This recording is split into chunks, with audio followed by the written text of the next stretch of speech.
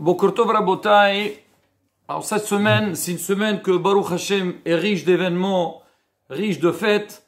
On vient de passer la fête de Tu Bishvat, Haga Ilanot, Rosh Hashanah Leilanot.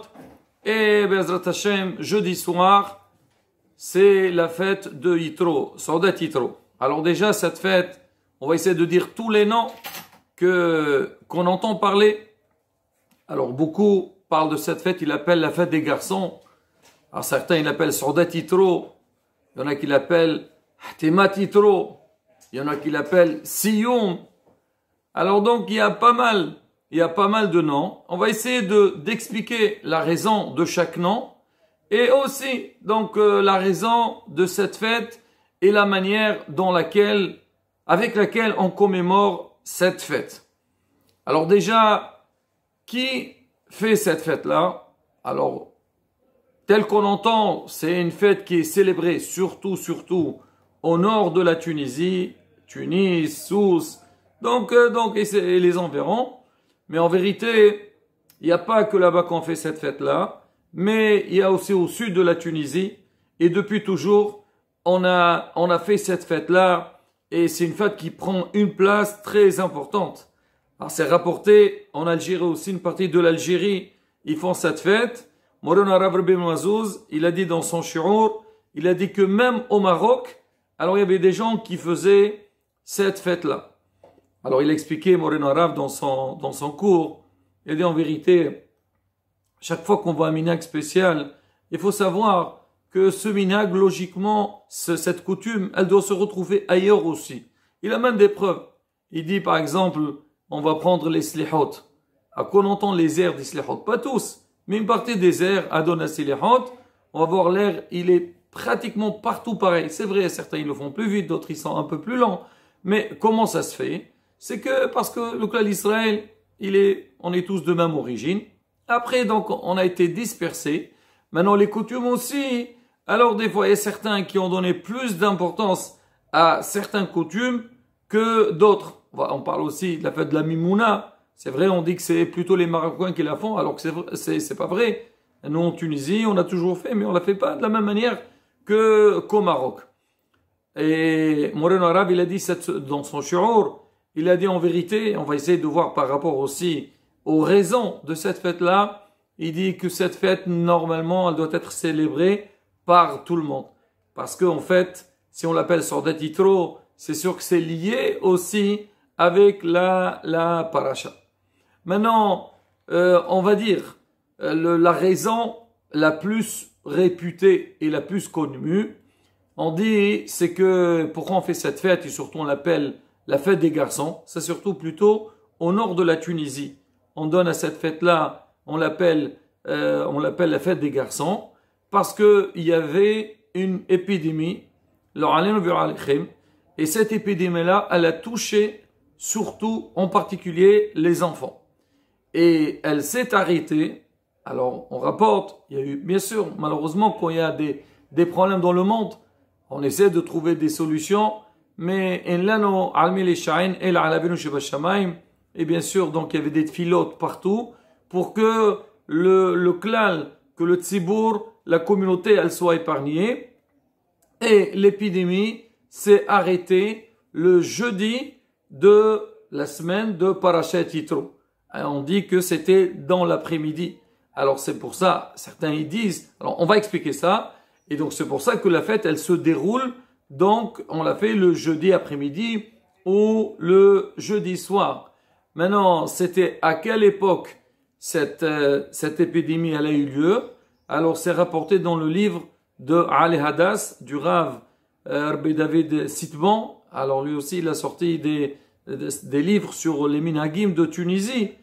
Et il rapporte là-bas, il dit c'était après l'année 1875. Il amène des preuves.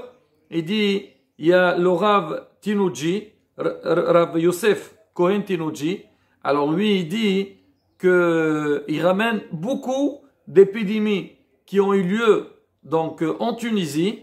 Et il dit, il y avait une qui a touché surtout les enfants.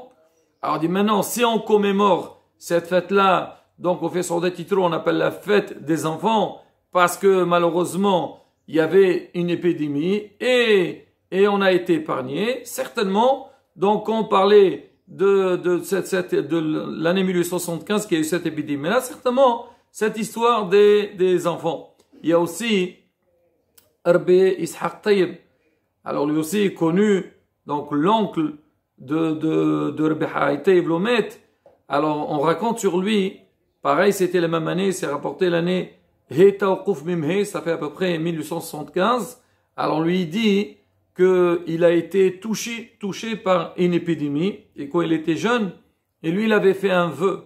Il a dit, si Akadosh Baruch, donc s'il sera épargné donc de cette épidémie-là, et il sortira sain et sauf, alors il amènera ce qu'on appelle un Shalmei Toda pour Akadosh Baruch. Ça veut dire, il fera aujourd'hui, on dit que quelqu'un, alors allez non, si jamais il a un problème, alors il veut sortir de ce problème, il fait un vœu. Il dit, Bezrat Hashem, si je m'en sortirai de ce problème-là, je ferai un Soudat Odaya. Et c'est marqué que c'est une grande ségoula, que du Soudat Odaya, tu viens, donc tu invites tes proches, ou tu viens à la synagogue, tu viens remercier Akadosh Baruch pour le nez qu'il t'a fait, tu fais une Nishmat Kol Hay, et tu fais une Souda dans laquelle, on fait une fête dans laquelle on fait des brachot pour remercier Akadosh Baruch. Alors lui, pareil, Moreno Arav Rabbi Ishaq Tayyib, il a dit, Be'ezat Hashem, s'il sera épargné, donc, de cette épidémie-là, il amènera un cadeau à Kadosh Baruch. Et lui, c'était quoi son cadeau? Il a sorti un livre qui est très connu aujourd'hui dans le monde de la Torah, qu'il a appelé Erech HaShulchan. Et donc, la date, donc, dont dit de quand elle avait fait ce vœu-là, ou cette épidémie, c'était en 1875. Là, Rabotai, c'est pour ça qu'on dit que certains, ils appellent ça la fête des garçons. Donc on a dit surtout au nord de la Tunisie et une partie de l'Algérie. Alors c'est la raison pour laquelle la commémoration de cette fête, elle se fait plus particulièrement pour les enfants. Alors comment on fait? On sait tous que beaucoup, alors ils font beaucoup de plats et surtout, on va dire le plat principal, c'était on prenait des pigeons. Alors on dit pourquoi pigeon? Parce que certains racontent que le remède à cette maladie-là, c'est qu'on avait fait un bouillon de pigeons et les enfants, on leur a donné à manger ça et suite à cela, ils ont guéri. Donc en souvenir donc de ce remède-là, alors on fait des pigeons. Alors sur ce minag-là, aussi bien à l'époque qu'aujourd'hui, alors certains, ils ont critiqué. Bon, il y a même des rabbanim. Bon, peut-être aussi amener un pigeon comme si ça ressemble un petit peu à pigeon comme Korban, bon, parce qu'il y avait les Yonim, ou Bnei Yona à l'époque du Beth HaMikdash. Mais il y avait aussi une autre raison. À l'époque, il y avait des rabbanim qui avaient dit, il ne faut pas commémorer cette fête avec les pigeons. Pourquoi? Parce que les commerçants profitaient de la situation.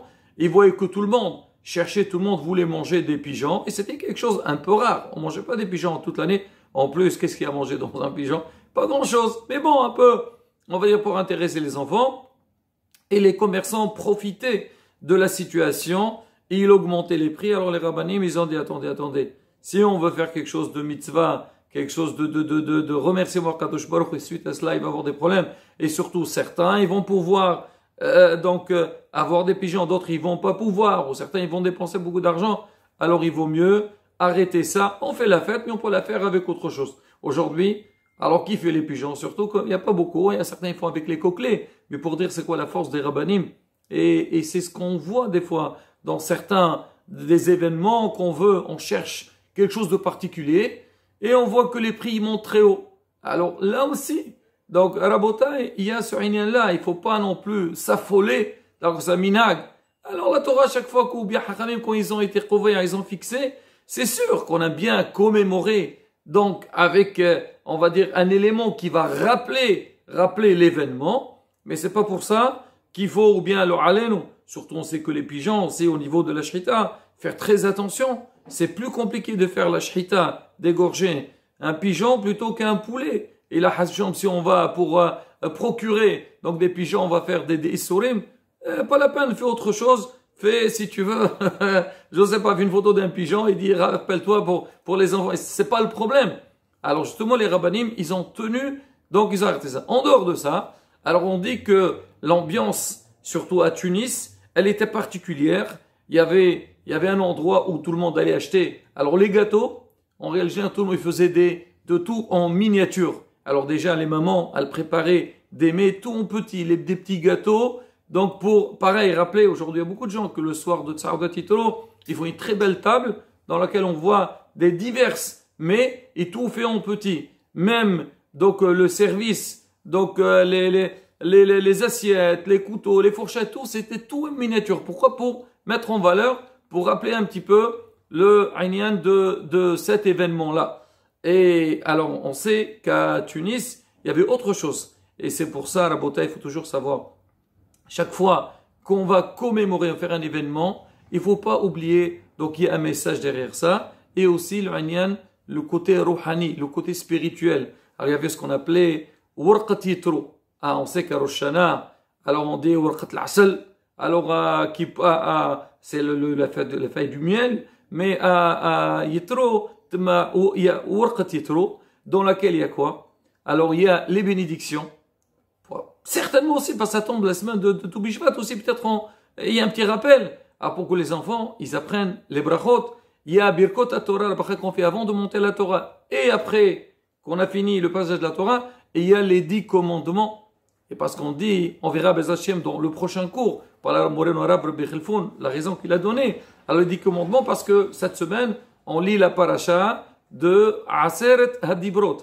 Après ça, il y a le petit Birkat Amazon, l'Aqtanim, pour les enfants.